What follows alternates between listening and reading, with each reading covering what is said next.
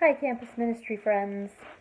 I am Chaplain Amy, and we may not have met yet because I have not been around yet this school year. Pandemic and COVID are strange enough, but I've had a few family issues toward the beginning of this year. My dad was in hospice and recently passed away, and then I also have a daughter who has some health issues as well. But I'm hoping that I can be with you this week on Wednesday as we have our free lunch from 11 to 2, and maybe we can at least get to know each other, say hello, through masks and physically distanced. But this year, since we can't be together as we normally would, I thought I'd try something a little different. I have a devotional that is 1 year of Psalms, and this year I've been keeping up with Sir Patrick Stewart. If you're familiar with Star Trek, The Next Generation, he would be Captain Picard. He's also been in some other really cool movies.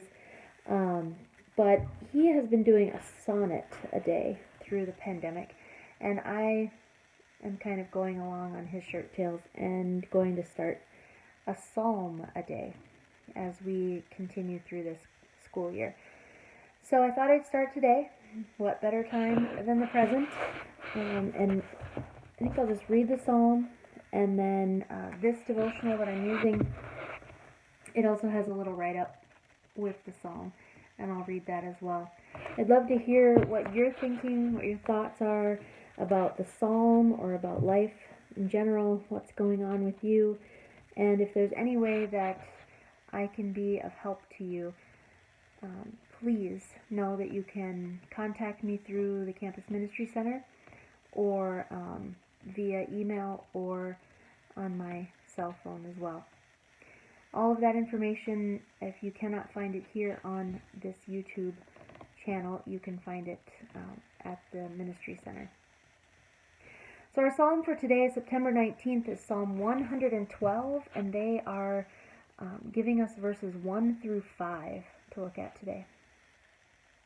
Praise the Lord. Happy are those who fear the Lord. Yes, happy are those who delight in doing what he commands.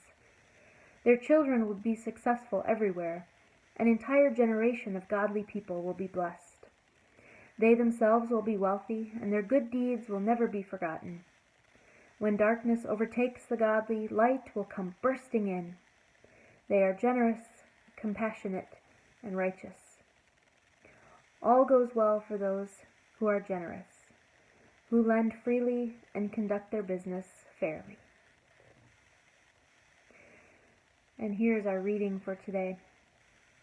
Walter Petherick, a wealthy London merchant in the 17th century, was the kind of person that Psalm 112 talks about. Godly, devoted to his family, and generous. But the darkness of verse 4 had not tested him yet. Then on Sunday morning in 1665, he listened to a preacher speak on Habakkuk. The minister talked about the prophet sitting in the midst of desolate Jerusalem, singing and rejoicing in spite of total devastation. At this time, London was like Habakkuk's Jerusalem. For 2 years, a plague had ravaged the city, and more desolation was yet to come. But thus far, Petherick and his family had been spared.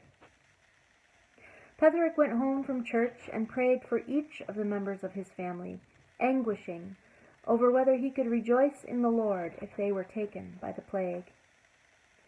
But that night Petherick acknowledged the giver to be more important than his gifts, and he surrendered all his possessions to him.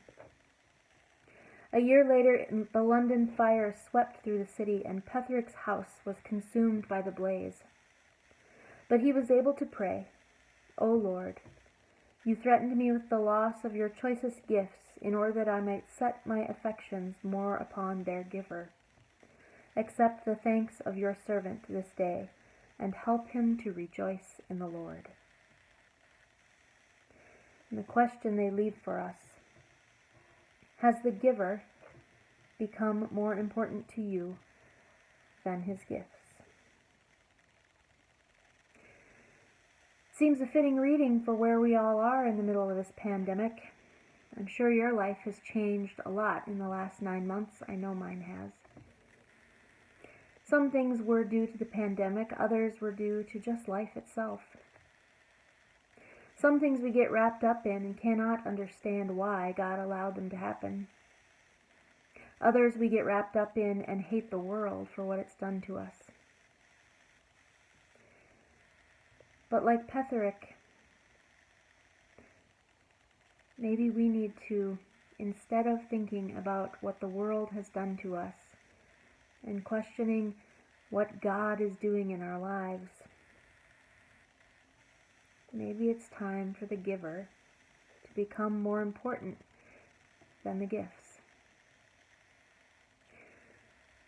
Because you see, when darkness overtakes the godly, light will come bursting in. I'm with you in the darkness, and I'm with you in waiting for that light to come bursting in. Blessings to you, my friends. May God keep you safe and healthy and strong, and may the giver of all gifts wrap his loving arms around you tonight and always, and let you know just how important, how loved you are.